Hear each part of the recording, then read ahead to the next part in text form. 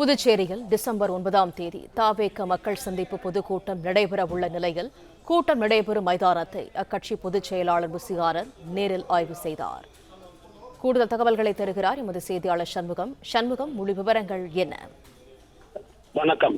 புதுச்சேரியில் வருகின்ற 9ஆம் தேதி தமிழக வெற்றிக் கழகத்தின் தலைவர் விஜய் பங்கேற்கும் மக்கள் சந்திப்பு கூட்டத்திற்கு தற்போதைய உப்பளம் துறைமுகம் தயாராகி வருகிறது.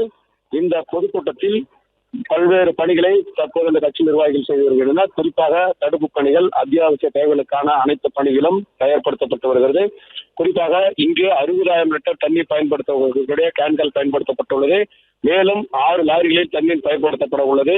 20,000 தண்ணீர் பாட்டில்கள் தயார் நிலையில் வைக்கப்பட்டுள்ளது. மேலும் உள்ளே வருவது அனைவருக்கும் தண்ணீர் பாட்டில் மற்றும் பிஸ்கட், மிக்சர் பாக்கெட் கொடுக்குவதும் தயார்படுத்தப்பட்டு வருகிறது.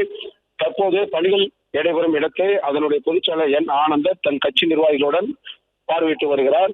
அனைத்து தடைகளிலும் அனைத்து நிலைகளிலும் தயார் நிலையில் உள்ளதாகவும், வரும் 9ஆம் தேதி கட்சியின் தலைவர் இங்கே உரையாற்ற உள்ள நிலையில் அனைத்து பணிகளும் தயார்படுத்தப்பட்டு வருவதாகவும் நமது கேள்விக்கு அவர் பதிலளித்தார். தற்போது அனைத்து பணிகளும் முடிக்கப்பட்டு தயார்படுத்தப்பட்டு வருகிறது.